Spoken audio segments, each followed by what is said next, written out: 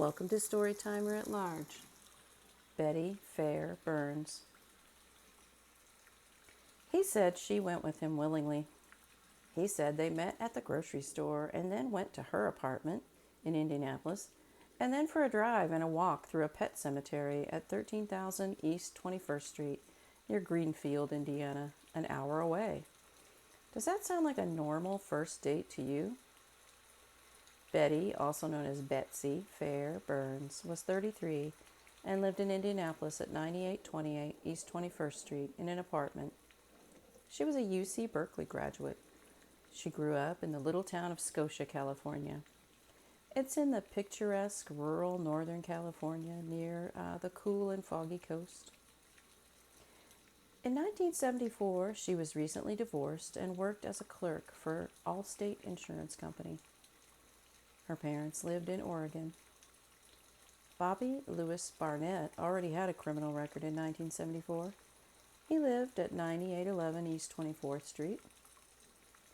He worked for Indiana Bell and drove one of their trucks.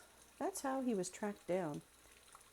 Witnesses reported an Indiana Bell telephone company truck driving around the pet cemetery in Greenfield, and that struck people as odd and even amusing.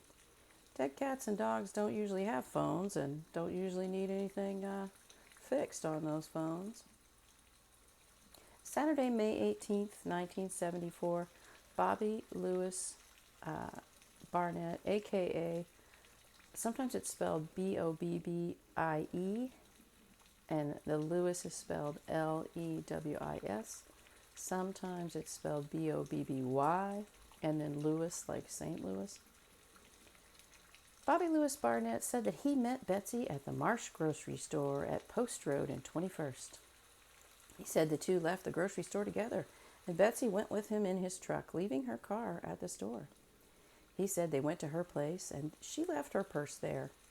Then they went for a drive about 40 minutes east of Indianapolis, near the little town of Greenfield. They went for a walk in the pet cemetery. They argued because she made advances toward him that were unwanted. He said her sexual advances angered him. He stabbed her in the lower back 14 times. There were bruises on her face and hands, according to the death certificate. So she fought. She was found face down, and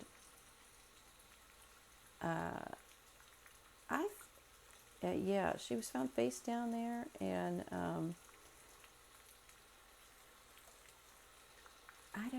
it's his story doesn't ring true at all. Like nothing of his story rings true. I think what happened is she went to the store to get something really quick on a Saturday. She left her purse at home and just took a little cash. Sometimes we do that. Sometimes it's a pain to take your whole bag. I'm just going to run over there real quick. I think Bobby Lewis Barnett followed her out to her car and abducted her at knife point. He drove her straight out of town on 21st Street and looked for an isolated spot to rape her. He found the pet cemetery. She fought him. He beat and stabbed her and pushed her face down in a mud puddle to suffocate and drown her.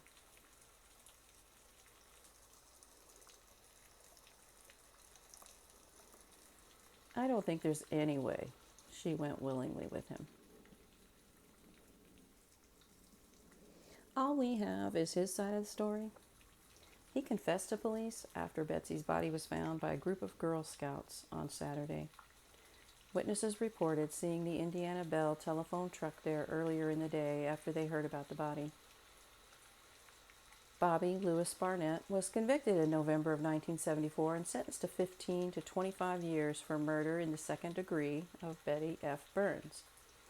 Originally, he was charged with first-degree murder, premeditated, but pled down to second degree. Why was he not charged with kidnapping as well? And why? I suppose police believed his story that she went with him willingly. I don't think there's any way that she went with him willingly. That's just my opinion. Bobby Lewis Barnett served around 15 years of his sentence, it appears. In 1990, he was free and met a woman named Sylvia, and the two began living together. In 1991, when he was 49 years old, so just 1 year after being out of prison, possibly, maybe more, but 1 year after start beginning to live with Sylvia anyway. He was 49 years old. He got angry with her and slit her throat in front of her friends and family. Sylvia came very close to dying, but thankfully she lived. Barnett was charged with attempted murder. He was convicted. Hopefully he's still in prison. I haven't found evidence that he's free. In Greenfield, near Greenfield, they built a fire station in front of the old pet cemetery. The grass and landscaping of the cemetery are neat and neatly kept.